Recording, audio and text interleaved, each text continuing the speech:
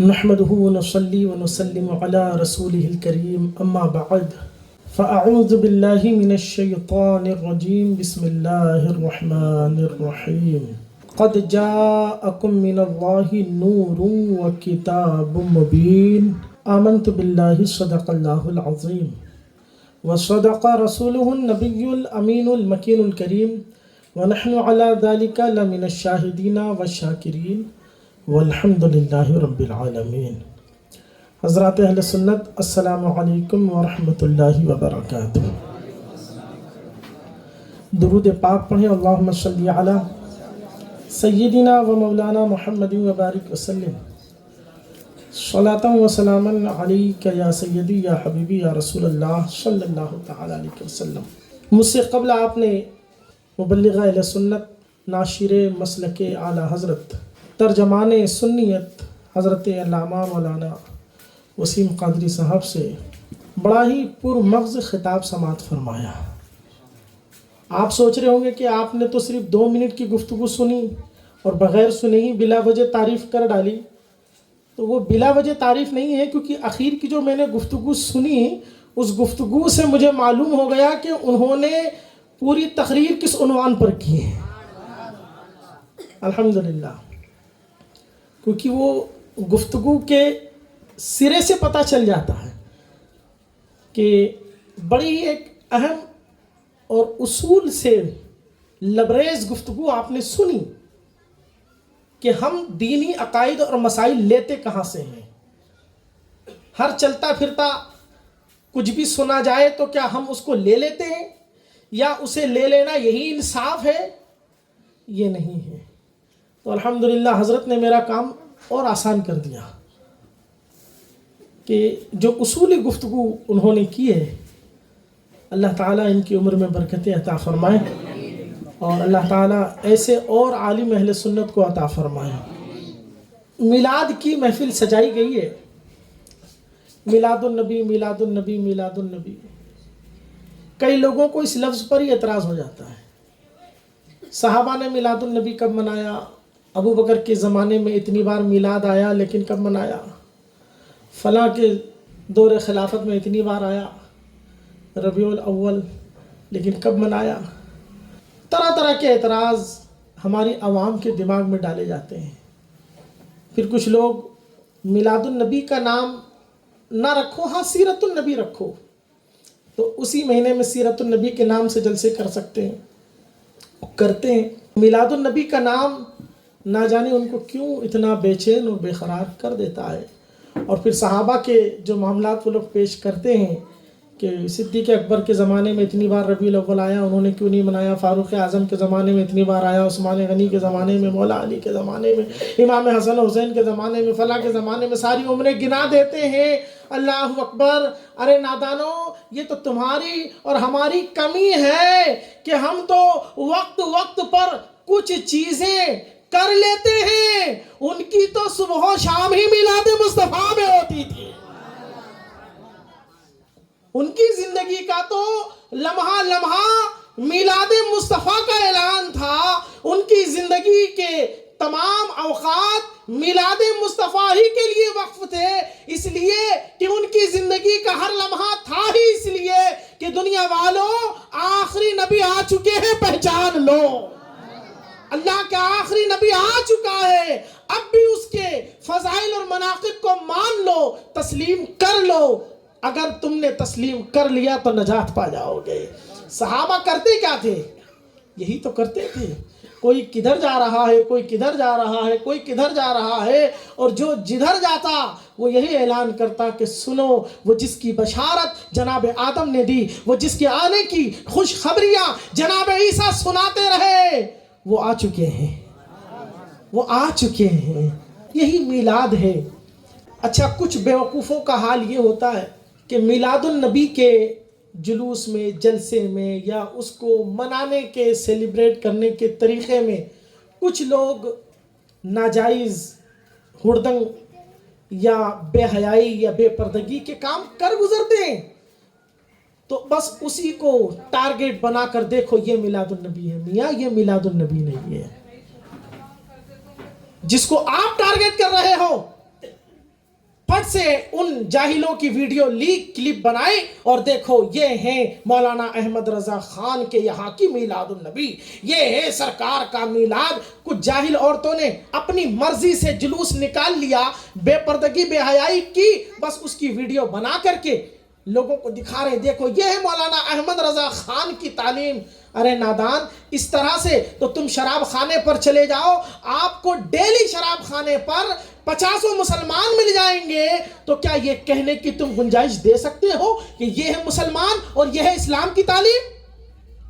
हजारों सिनेमा घरों में तुम्हें मुसलमान मिल जाएंगे, तो क्या तुम लोगों को ये कहने की इजाजत दे सकते हो कि हाँ ये है इस्लाम, ये है मुसलमान, ये है कुरान की तालीम, ये है हदीस की तालीम? हजारों बियर बारों के अंदर अधनंगी लड़कियों के डांस के बीच में पैसे लुटाते मुसलमान मिल जाएंगे, तो क्या तुम दुनिया को ये कहने की इजाजत दे सकते हो कि ये कुरान की तालीम है, ये इस्लाम की तालीम है, ये पैगंबर इस्लाम के मानने वाले हैं? जब ये बात आती है तो कहते हो कि नहीं नहीं, इस्लाम अलग है, इसका किरदार अलग है, पैगंबर इस्लाम की तालीम अलग है, ये इसका जाती फेल है। इसी तरीके से समझ लो कि मीलादुन नबी क्या है। मीलादुन नबी वो है जो उसूल दीन के मुताबिक मनाया जाए, जो उसूल शरा के मुताबिक मनाया जाए, जो शरीयत के कवानीन के मुताबिक मनाया जाए, वो मीलादुन नबी है। उससे हटकर अगर कोई कर रहा है तो ये उसका जाती फेल है, ये उसकी कम इल्मी है। हमारे यहाँ शादी भी होती है, हमारे यहाँ तो शादी के कार्ड पर लिखा होता है अन निकाहु मिन सुन्नती, हदीस लिखते हैं लोग अन निकाहु मिन सुन्नती। लेकिन मैं पूछना चाहता हूं, लोग बड़े बड़े डीजे लगा लेते हैं, नाचते हैं, घरों की औरतों को नचवाते हैं, किसी को कमी पड़ती है तो किराए पर लड़कियों को बंबई से दिल्ली से ना जाने कहां से हायर करके बुलवाया जाता है। मैं पूछना चाहता हूं, क्या तुम इसे भी सुन्नत कहोगे? और अगर तुम्हें कोई कहे कि देखो तुम्हारे घर के शादी के कार्ड पर लिखा था अन निकाह मिन सुन्नती, और उसी के अंदर हल्दी की रस्म, ये रस्म, वो रस्म, सारी चीजें थी, तुम सुन्नत के उन्वान से ये सारी चीजें कर रहे थे, लेकिन तुम्हारे यहाँ तो नाच भी हो रहा था, तुम्हारे यहाँ तो ये भी हो रहा था, तो क्या ये कहा जा सकता है कि अब शादी करना हराम है? नहीं, लगा दो पाबंदी कि अब शादी करना हराम है। क्यों? इसलिए कि शादियों में नाच गाना होता है, इसलिए कि शादियों में बेहयाई होती है। तो आप कहेंगे हजरत कुछ तो उम्मत पर रहम करें। अरे जो गलत चीज है, जो गलत बात है, जो गलत रस्म है, उसे रोका जाएगा। जो सदियों से चला आ रहा है उसे बंद नहीं किया जाएगा। तो यही अक्लमंदी मीलाद में भी लगाने की जरूरत है कि जो सदियों से बुजुर्गों से मुंतकिल होता निजामे जश्न विलादत मुस्तफ़ा मुंतकिल हम तक होता चला आया है, तो यही कहा जाएगा कि इसी के मुताबिक किया जाए। इससे हटकर कोई करता है तो उस गलत काम को रोका जाएगा, मीलाद को नहीं बंद कर दिया जाएगा। मीलाद है क्या? मीलाद का मतलब है अल्लाह तबारक व तआला के आखिरी नबी सल्लल्लाहु अलैहि वसल्लम की पैदाइश, आपकी तशरीफ आवरी का जिक्र करना, नबी आए इस बात का जिक्र करना, और किस शान के साथ आए इसका जिक्र करना। नबी की पैदाइश का जिक्र और नबी जिस शान के साथ आए उस शान का जिक्र करना। लोग कहेंगे ये लफ्ज़ मिलादुन नबी लाए कहाँ से? ये मेरे सामने किताब है तिरमिजी शरीफ। इस तिरमिजी में इमाम तिरमिजी ने एक चैप्टर लिखा है, एक बाब बांधा है, और उस बाब का नाम क्या लिखा है? लिखते हैं बाब मा जाआ फी मिलादिन नबी। तुम पूछते हो ये मिलादुन नबी का लफ्ज़ कहाँ से आया? ये तिरमिजी शरीफ में लिखा हुआ लफ्ज़ मौजूद है। और हदीस लेकर आए, वो बड़ी प्यारी हदीस लेकर आए हैं। सरकार के चचा हजरत अब्बास और हुजूर अलैहिस्सलातु वस्सलाम, इन दोनों की उम्र में डिफरेंस बहुत कम था। तो लोग सवाल करते थे हजरत अब्बास से, अंता अकबरु अम रसूलुल्लाह, तुम बड़े हो या रसूलुल्लाह बड़े हैं? सवाल देखें, पूछने वाले का मकसद भी कोई मकाम मर्तबा पूछना नहीं है, पूछने वाला सिर्फ उम्र पूछना चाहता है। پوچھنے والا عمر پوچھنا چاہتا ہے۔ حضرت عباس رضی اللہ تعالیٰ عنہ سے جب پوچھا گیا انت اکبر ام رسول اللہ، تم بڑے ہو یا رسول اللہ بڑے ہیں، تو کہا رسول اللہ صلی اللہ علیہ وسلم اکبر منی وانا اقدم منہ فی المیلاد، بڑے تو رسول اللہ ہے، ہاں یہ بات الگ ہے کہ پیدا پہلے میں ہوا ہوں۔ ادب بھی دیکھیں، احترام بھی دیکھیں، تو یہاں ہمیں کیا پتا چلا کہ سرکار کی پیدائش کا ذکر، سرکار آئے اور جس شان کے ساتھ آئے، دونوں کا ذکر اس حدیث میں ہے کہ حضرت عباس نے کیا فرمایا، بڑے تو رسول اللہ ہیں، ہاں پہلے پیدا میں ہوا ہوں۔ یہ حضرت عباس نے بیان کر دیا۔ تو امام ترمذی انہوں نے جو حدیث، جو روایت یہاں نقل کی اور چیپٹر کا نام لکھا، اس سے بات بالکل واضح ہو جاتی ہے کہ ہر وہ حدیث، ہر وہ روایت جس میں رسول کائنات کی تشریف آوری کا، پیدائش کا ذکر ہو اور جس شان کے ساتھ آئے ہیں اس شان کا ذکر ہو، ہر وہ روایت میلاد النبی کا سبق ہے، میلاد النبی کا چیپٹر ہے۔ تو ہم جو کچھ بیان کرتے ہیں، کیا بیان کرتے ہیں؟ یہی تو بیان کرتے ہیں کہ اللہ رب العالمین نے نبی آخر الزمان مصطفیٰ جان رحمت صلی اللہ تعالی علیہ وسلم کو اس دنیا میں بھیجا تو اس شان کے ساتھ بھیجا کہ جو چاہتے ہیں اپنے رب کی عطا سے کر دکھاتے ہیں، جو چاہتے ہیں اپنے رب کی عطا سے کر دکھاتے ہیں۔ اگر تبلیغ کرنے کے لیے گئے ہیں اور کسی نے میرے آقا صلی اللہ علیہ وسلم کی دعوت کو قبول کرنے کے لیے بیچ میں ایک شرط لگا دی کہ اگر یہ درخت تمہاری گواہی دے، تمہاری حقانیت کی بات کہے، تب میں آپ کی بات کو مانوں گا، تو آقا علیہ السلام نے وہاں پر یہ نہیں کہا کہ میں تو تمہارے جیسا عام بندہ ہوں، نہیں، بلکہ میرے آقا نے یہ بھی نہیں کہا کہ درخت ادھر آ، بلکہ نہیں، میرے آقا نے اس سے کہا جا تو اس سے کہہ دے رسول اللہ بلا رہے ہیں، جا تو اس سے کہہ دے رسول اللہ بلا رہے ہیں۔ میرے آقا علیہ السلام کے کہنے پر اب جب اس نے کہا کہ تجھے رسول اللہ بلا رہے ہیں، تو درخت نے یہ نہیں دیکھا کہ یہ رسول اللہ کا انکار کرنے والا ہے، یہ رسول اللہ سے دوری بنانے والا ہے، اس نے یہ دیکھا کہ میرے نبی کا پیغام لایا ہے، میرے نبی کا حکم لایا ہے آقا علیہ السلام نے۔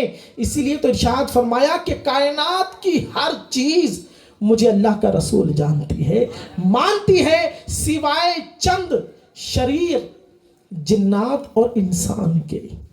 یہ جنات اور انسان ہی میں کچھ ایسے ہیں جو بغاوت کرتے ہیں، ورنہ اس کے علاوہ کائنات میں جو مخلوق ہے، ہر مخلوق مجھے محمد الرسول اللہ مانتی ہے۔ میرے آقا صلی اللہ علیہ وسلم تبلیغ فرمانے کے لیے گئے۔ امام بیہقی رحمت اللہ تعالی علیہ 5ویں صدی ہجری کے بڑے عظیم محدث ہیں، انہوں نے لکھا کہ میرے آقا نے ایک شکاری سے فرمایا، اسلام کی اسے دعوت دی، ایک رب کی عبادت کر، میں اللہ کا نبی ہوں، رسول ہوں، میری رسالت پر ایمان لا۔ اس نے کہا کہ اگر یہ جو اس کے جال میں پھنسا ہوا جانور تھا گوہ، کہا اگر یہ تمہاری گواہی دے دے تو پھر مان لوں گا۔ اللہ اکبر۔ میرے آقا صلی اللہ علیہ وسلم نے اس گوہ سے فرمایا یا وبو، اے گوہ، تو اس نے ادھر سے پلٹ کر جواب دیا۔ امام بیہقی نے دلائل النبوہ میں لکھا ہے اس جانور نے جواب دیا لبیک و سعدیک یا رسول اللہ۔ آقا نے فرمایا من تعبدو، تو کس کی عبادت کرتی ہے؟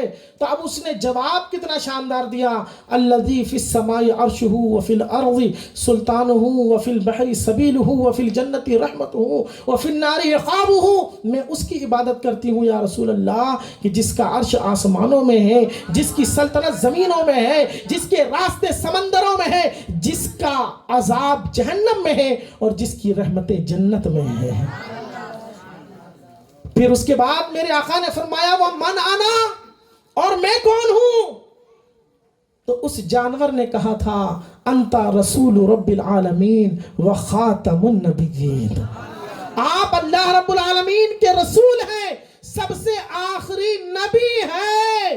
قد افلح من صدقک، وہ کامیاب ہو گیا جس نے آپ کی تصدیق کی، آپ کو دل و جان سے مان لیا، اور جس نے آپ کو ٹھکرایا، جس نے آپ سے اپنا منہ موڑ لیا، اس نے اپنے آپ کو خائب کر لیا، خاسر کر لیا، تباہ کر لیا، برباد کر لیا۔ اللہ اکبر۔ آج کلمہ پڑھنے والوں کے درمیان جو اختلافات رونما ہوتے ہیں، اس کی اہم وجہ وہی ہے، حضور دنیا میں تشریف لائے، اس بات کو تو سب ماننے کی بات کر رہے ہیں، لیکن کس شان کے ساتھ آئے، یہاں اختلاف کر رہے ہیں۔ حضور کے آنے کو تو سب بول رہے ہیں، لیکن کس شان کے ساتھ آئے، کس اختیار کے ساتھ آئے، کس پاور کے ساتھ آئے، وہیں پر لوگوں کو اختلاف ہو رہا ہے۔ کوئی کہہ رہا ہے وہ تو ہماری طرح ہے، وہ کچھ نہیں کر سکتے، جس طرح ہمیں بھی دعا کرنے کی ضرورت ہوتی ہے، اللہ پاک چاہتا ہے تو قبول کر لیتا ہے، نہیں چاہتا ہے تو نہیں ہوتا ہے۔ لیکن یاد رکھو نبی کیا ہے، انشاءاللہ تعالیٰ میں آپ کو ابھی کتابوں سے بتاتا ہوں، چونکہ وقت میں گنجائش نہیں ہے کہ میں اب یہ جتنی تیاری تھی وہ ساری کی ساری آپ تک پہنچا دوں، لیکن اگر ایک حدیث بھی میں آپ کو سمجھا لے گیا تو میں سمجھوں گا کہ میری محنت وصول ہو گئی۔ درود شریف پڑھیں، اللہم صلی سیدنا مولانا محمد و بارک وسلم صلاۃ و سلاما علیک یا سیدی یا حبیبی یا رسول اللہ۔ یہ میرے سامنے کتاب ہے مسلم شریف۔ کون سی کتاب ہے؟ مسلم شریف۔ نبی کی تشریف آوری کو تو سب مان رہے ہیں، لیکن کس شان کے ساتھ آئے ہیں، کس اختیار کے ساتھ آئے ہیں، ہم گفتگو اسی پر کریں گے۔ نبی کیا کر سکتے ہیں اور نبی کیا دے سکتے ہیں، سب سے زیادہ تو اختلاف ہو ہی اسی پہ رہا ہے۔ ہم کہہ رہے ہیں کون دیتا ہے دینے کو منہ چاہیے، دینے والا ہے سچا ہمارا نبی، لیکن بس اختلاف کرنے والے وہیں پر پریشان ہو جاتے ہیں۔ نبی یہ نہیں کر سکتے، نبی وہ نہیں کر سکتے، نبی یہ نہیں دے سکتے، نبی وہ نہیں دے سکتے۔ تو آپ کا اور ہمارا جب آپسی معاملہ ہو رہا ہے تو ہم اسے ابھی جیسا کہ حضرت قبلہ مولانا وسیم صاحب نے سمجھایا کہ ہم آج کے مولویوں کو نہیں دیکھیں گے، ہم کہاں جائیں گے؟ پیچھے۔ کہاں جائیں گے؟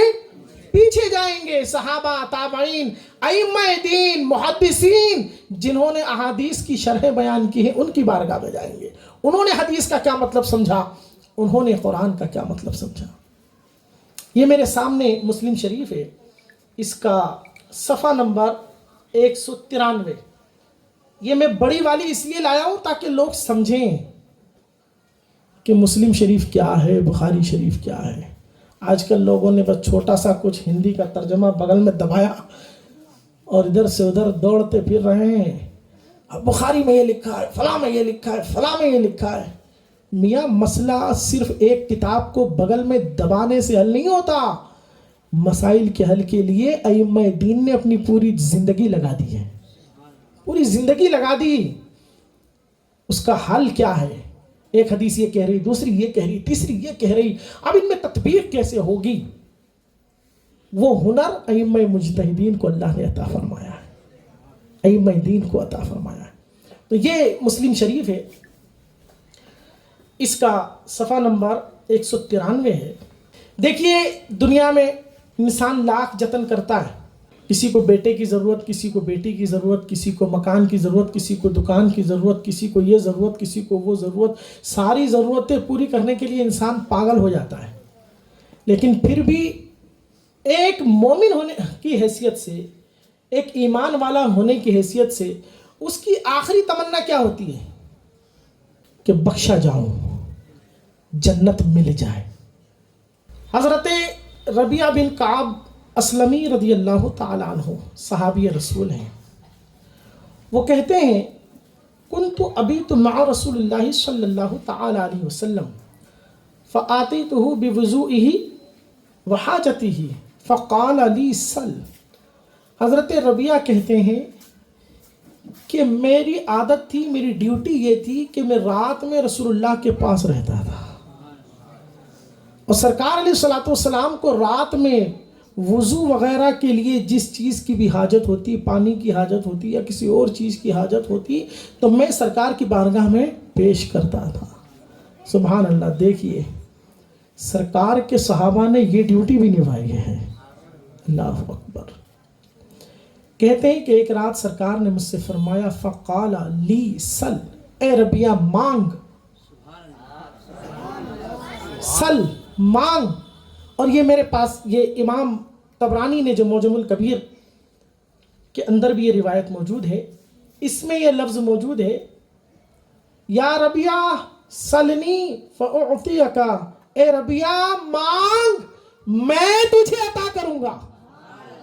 یہ امام طبرانی معجم الکبیر جلد نمبر 3 حدیث نمبر 4576.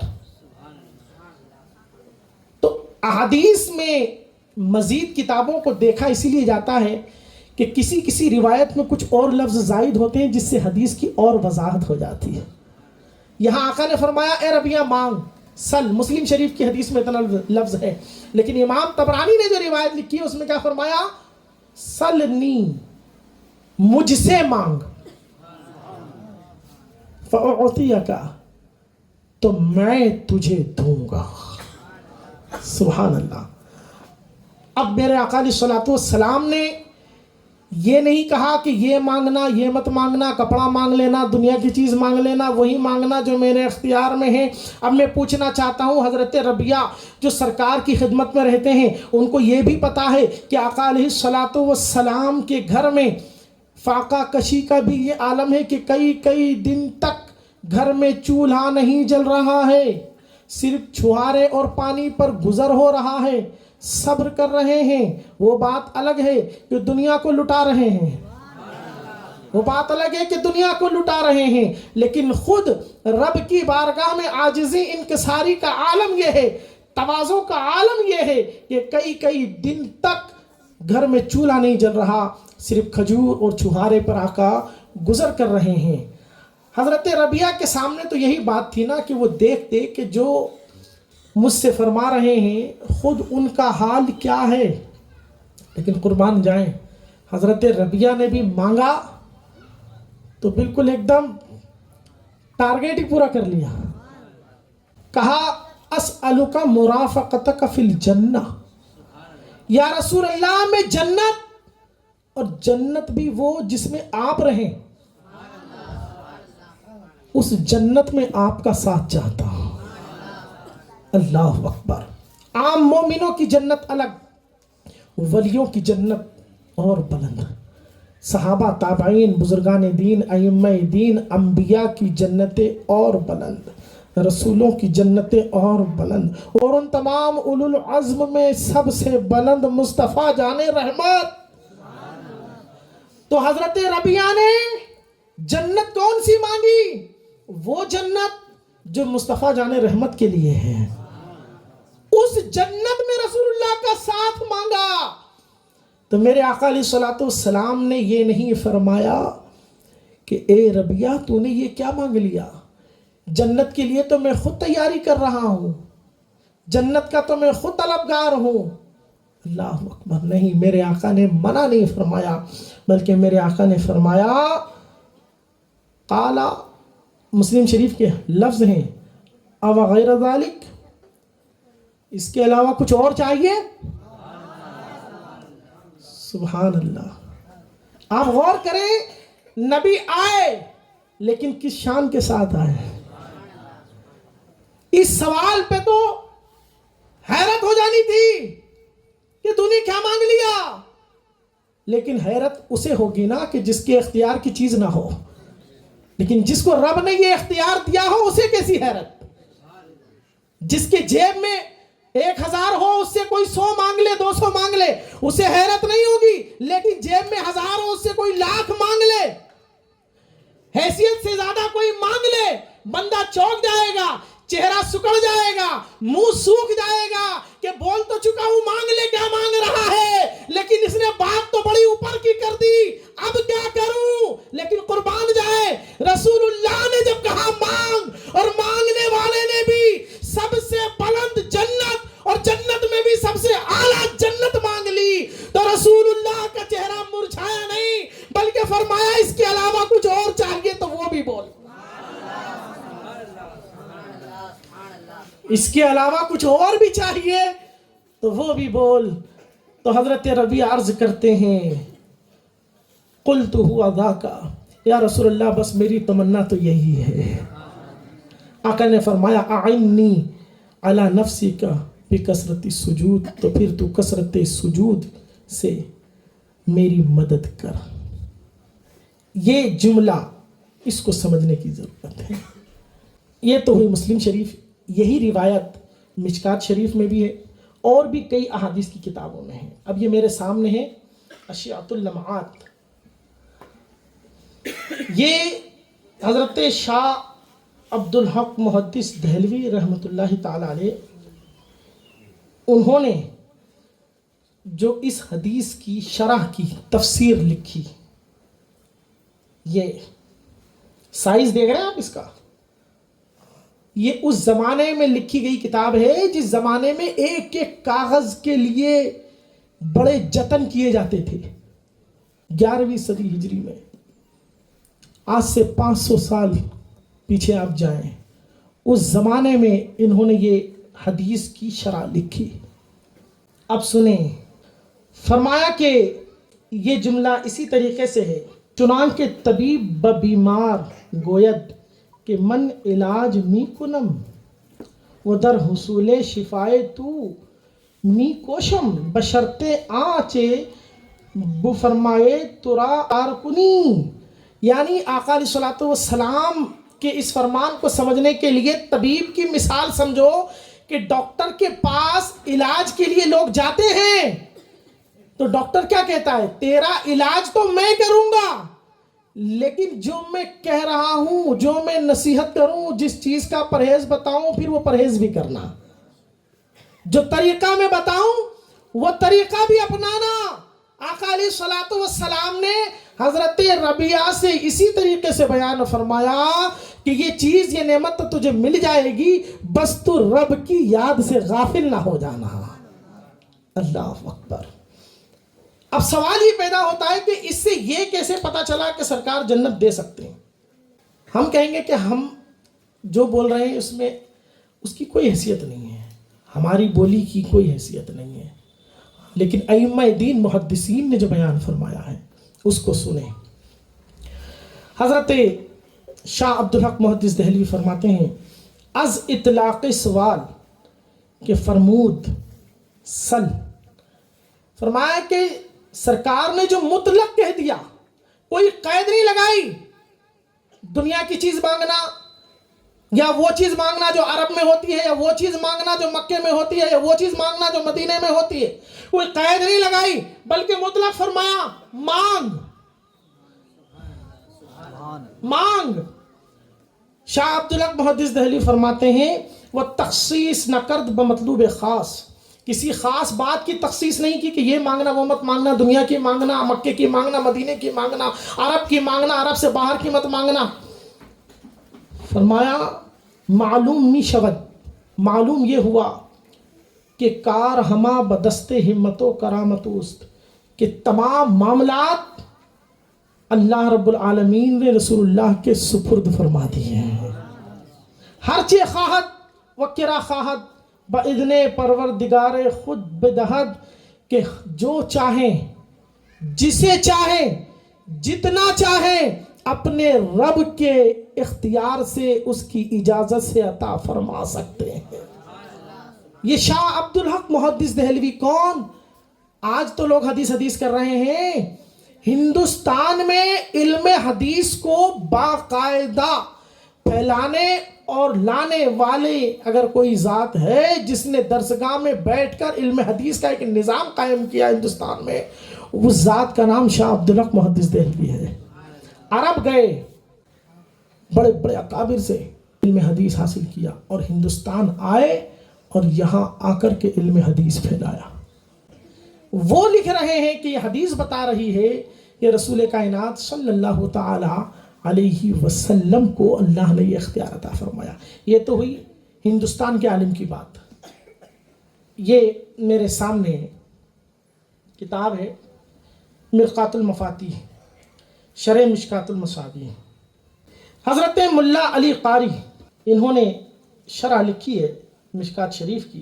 اس کی جلد نمبر 2 ہے۔ ان کا تاریخ وصال 1014 ہجری میں حضرت ملا علی قاری کا وصال ہوا، انتقال۔ یہ ہمارے پڑوسی ملک افغانستان کے عالم ہیں، بہت بڑے محدث، بہت بڑے عالم۔ انہوں نے بھی اس حدیث کی جب شرح لکھی تو کیا لکھے؟ فرماتے ہیں یؤخذ من اطلاق علیہ السلام الامر بالسوال ان اللہ تعالی مکنہ من اعطاء کل ما اراد من خزائن الحق، کہ سرکار نے جو یہ فرمایا مطلق مانگ، کہتے ہیں اس سے یہ معلوم ہوتا ہے کہ اللہ رب العالمین نے آپ کو یہ اختیار عطا فرمایا ہے کہ اللہ کے خزانے میں سے جسے جو چاہے عطا فرما دے، جسے جو چاہے عطا فرما دیں۔ تو حدیث میں تو صرف حضرت ربیعہ کا معاملہ تھا، لیکن حدیث کی شرح کرنے والے ایک نام کیا تھا؟ شاہ عبدالحق محدث دہلوی، دوسرا نام حضرت ملا علی قاری، اور یہ دونوں کے دونوں مجدد ہیں۔ شاہ عبدالحق محدث دہلوی بھی مجدد ہیں اور حضرت ملا علی قاری یہ بھی مجدد ہیں۔ آپ غور کریں، اتنے بڑے عالم اس بات کو لکھ رہے ہیں کہ اللہ نے رسول اللہ کو یہ اختیار عطا فرمایا۔ آئیں ایک دو مثالیں آپ کو بخاری سے بتا دیتا ہوں۔ بخاری، آپ کو کئی لوگ بس بخاری بخاری کرتے ہیں، ہم کہتے ہیں یقیناً بخاری رسول اللہ صلی اللہ علیہ وسلم کے فرمان عالی شان کا ایک نورانی گلدستہ ہے، ہمارے دلوں کا نور ہے، ہمارے ایمان کا نور ہے۔ لیکن بخاری پڑھو تو پھر پوری پڑھو، بخاری سناؤ تو پھر پوری سناؤ۔ یہ میرے سامنے بخاری شریف ہے، حدیث نمبر 4039 4039۔ ایک یہودی بندہ تھا، آقا علیہ الصلوۃ والسلام کو بڑی تکلیف دیتا تھا، اس کا نام ابو رافع تھا، بڑی تکلیف دیتا تھا، اور اس کے حالات، اس کے فتنے اتنے زیادہ ہو چکے کہ آقا علیہ الصلوۃ والسلام نے اب اس کے حق میں یہ فیصلہ کر لیا کہ اسے اب دنیا میں رہنے کا حق نہیں۔ میرے آقا علیہ الصلوۃ والسلام نے صحابہ کے ایک گروہ کو حکم دیا کہ اسے اب قتل کر دو۔ حضرت عبداللہ بن عتیق ان میں سرو سروا تھے، وہ گئے اس کی حویلی، اس کے محل میں گئے، اور اندھیرا تھا، کسی بھی ترکیب سے آپ نے اس کو فنار کیا۔ جب واپس ہونے لگے تو جب دیوار سے کودے، کہتے ہیں کہ فن کسرت ساقی فاصبتها بعمامۃ، میری پنڈلی ٹوٹ گئی، پنڈلی میری ٹوٹ گئی، تو میں نے اپنے سر سے امامہ نکالا اور امامے سے اسے لپیٹ کے باندھا، میں وہیں پر رکا رہا، شور مچ گیا، مار دیا مار دیا مار دیا۔ مجھے یقین نہیں ہو رہا تھا کہ یہ واقعی میں ختم ہوا کہ نہیں ہوا۔ رسول اللہ نے جو مجھے ڈیوٹی دی ہے وہ ڈیوٹی پوری ہوئی یا نہیں؟ کہتے ہیں میں نے عہد کر لیا جب تک مجھے یقین نہیں ہو جاتا کہ وہ مر گیا ہے اس وقت تک یہاں سے نہیں جاؤں گا۔ آپ دیکھیے سرکار سے وفاداری اور سرکار نے جو ذمہ داری دی ہے اس پر کتنا زیادہ قربان ہونے کا جذبہ۔ کہتے ہیں کہ حتیٰ کہ ایک بندہ آیا اور اس نے فصیل پر کھڑے ہو کر اعلان کیا کہ ابو رافع جو ہے قتل ہو گیا۔ کہتے ہیں پھر مجھے سکون ملا، میں وہاں سے گیا۔ کہتے ہیں فانتہیت الی النبی صلی اللہ علیہ وسلم فحدثتہ، تو پھر میں رسول اللہ کی بارگاہ میں حاضر ہوا اور سارا واقعہ میں نے سرکار کی بارگاہ میں رکھ دیا، اور اپنی پنڈلی کے ٹوٹنے کا بھی ذکر کیا کہ یا رسول اللہ میری پنڈلی ٹوٹ چکی۔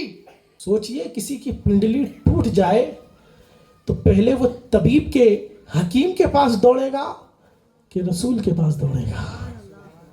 لیکن پنڈلی ٹوٹ گئی ہے، جا رہے ہیں رسول کے پاس، جا رہے ہیں حضور کے پاس۔ ایسا نہیں کہ پہلے علاج کرا لیں پٹا بندھوا لیں پھر جائیں پھر بتا دیں گے، لیکن نہیں، جو رسول اللہ نے ڈیوٹی دی ہے تو اب اس کو پورا کر کے اور یہ بات پہلے رسول اللہ تک پہنچا دیں، اس کے بعد پھر۔ اللہ اکبر، کیسا جذبہ تھا صحابہ کا۔ آقا علیہ الصلوۃ والسلام نے فرمایا ابسط رجلک، اپنے پیر کو لمبا کر، فبسطت رجلی، تو میں نے اپنے پیر کو لمبا کیا، لفظ سنیں، فمسحھا، تو سرکار نے اس پر اپنا دست کرم پھیر دیا، سرکار نے اس پہ اپنا دست کرم پھیرا، فَكَأَنَّهَا لَمْ أَشْتَكِهَا قَطُّ، کہتے ہیں میرا پیر ایسا ہو گیا جیسے اس میں کوئی تکلیف تھی ہی نہیں۔ ٹوٹی ہوئی پنڈلی کو اپنے ہاتھ سے جوڑ دینے والے محمد رسول اللہ ہیں، مصطفیٰ جان رحمت دنیا میں تشریف لائے ہیں، اور اس شان کے ساتھ تشریف لائے ہیں کہ اگر اپنے غلام کی ٹوٹی ہوئی پنڈلی پر ہاتھ پھیر دیں تو اللہ کے حکم سے اسے بھی شفا یاب کر دیں۔ یہ کہاں لکھا ہے؟ بخاری شریف میں۔ میں پوچھنا چاہتا ہوں، یہ جتنے بخاری بخاری بخاری بخاری کرتے ہیں، آپ نے آج تک کبھی ان کی زبان سے یہ روایت سنی؟ کیوں نہیں سناتے بھیا یہ لوگ؟ کیوں نہیں سناتے ہو؟ اسی بخاری میں کئی معجزات ہیں، وقت میں گنجائش نہیں، کیا کیا بیان کروں۔ یہ میرے سامنے کتاب ہے اسد الغابہ، کدھر ہے بیٹا؟ لائے بھی ہو کہ نہیں کہ کچھ چھوڑ دیا تم نے؟ شاید چھوٹ گیا۔ یہ ہے واقعہ تو آپ نے سنا ہوگا، لیکن دلیل آپ کے سامنے آج کر دوں۔ یہ کتاب ہے اسد الغابہ فی معرفت الصحابہ، صحابہ کرام کی فہرست، صحابہ کا تعارف، کون تھے، کہاں کے تھے، کیا تھے، وہ ساری فہرست اس میں جمع کی گئی۔ امام ابن اسیر نے اس میں روایت نقل کی، حضور کے ایک صحابی ہیں حضرت قتادہ بن نعمان الانصاری رضی اللہ تعالیٰ عنہ، کہتے ہیں حضرت قتادہ رضی اللہ تعالیٰ عنہ انہ اصیبت عینہ یوم بدر، کہ بدر کے دن حضرت قتادہ کی آنکھ پھوٹ گئی، تیر لگا، آنکھ بہہ نکلی اور وہ چہرے پر بہہ گئی۔ فَأَرَادُوا أَن يَقْطَعُوهَا، تو صحابہ نے سوچا کہ اب یہ لٹک تو گئی ہے، نس کے ذریعے لٹکی ہوئی تھی، تو سوچا کہ اس کو کاٹ دیں، تو رک گئے اور سرکار کی بارگاہ میں چلے گئے۔ سرکار کی بارگاہ میں گئے، سرکار سے پوچھا یا رسول اللہ کیا کریں؟ آقا نے فرمایا اسے مت کاٹو۔ آقا علیہ الصلوۃ والسلام نے رب کی بارگاہ میں دعا کی اور پھر فرمایا کہ آقا نے اپنے دست کرم سے آنکھ کو لیا، آنکھ کے اس گڈھے میں رکھا، اپنا لعاب دہن لگایا، ہاتھ ہٹایا تو آنکھ پہلے سے زیادہ روشن تھی۔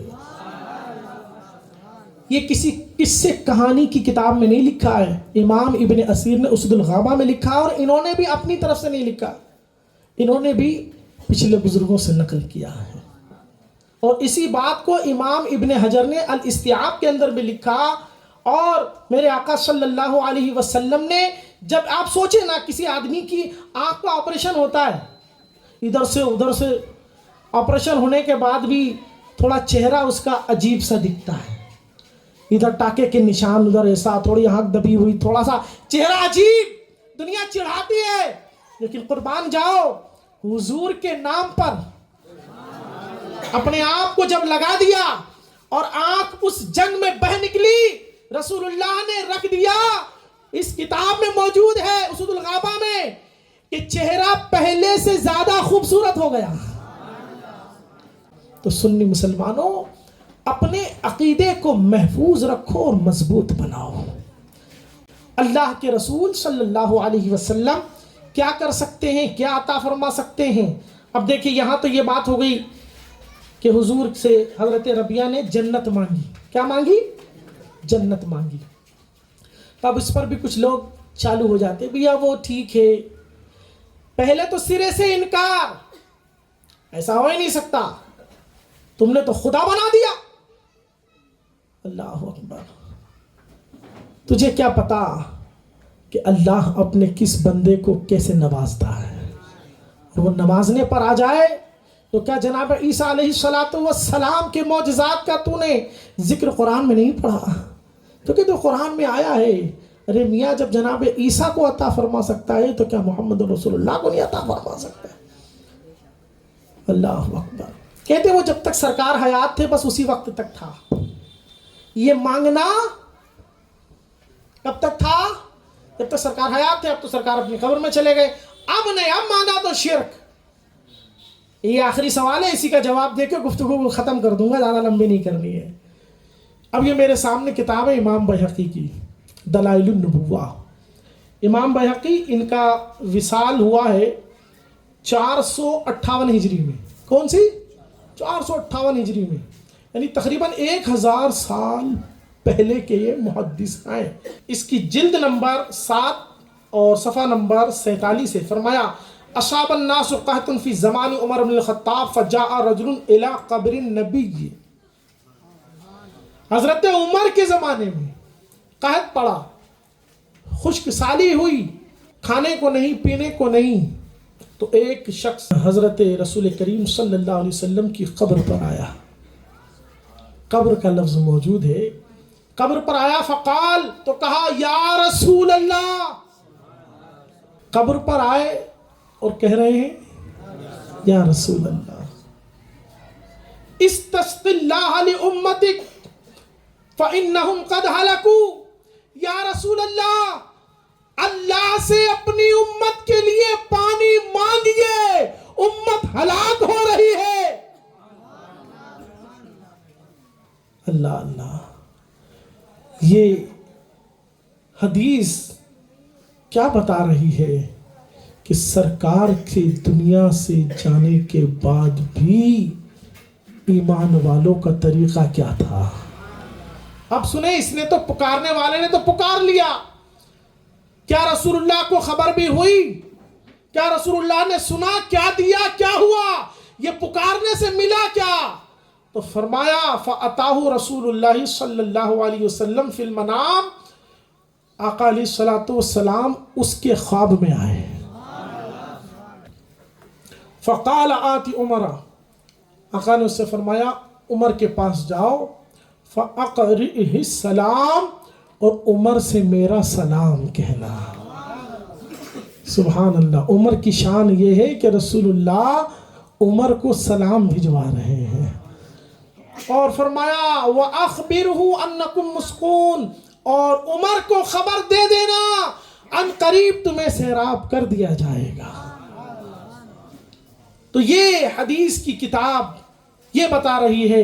اور انہوں نے یہاں سے لیا مصنف ابن ابی شیبہ سے، اور فتح الباری کے اندر حضرت امام ابن حجر اسقلانی جو محدثین کے امام کہلاتے ہیں، جو محدثین کے پیشوا کہلاتے ہیں اور احادیث کی تحقیق کا جو ملکہ رکھتے ہیں، انہوں نے اپنی کتاب یہ فتح الباری میں اس بات کو بیان فرمایا کہ یہ روایت آئی ہے، لیکن کیسے آئی ہے؟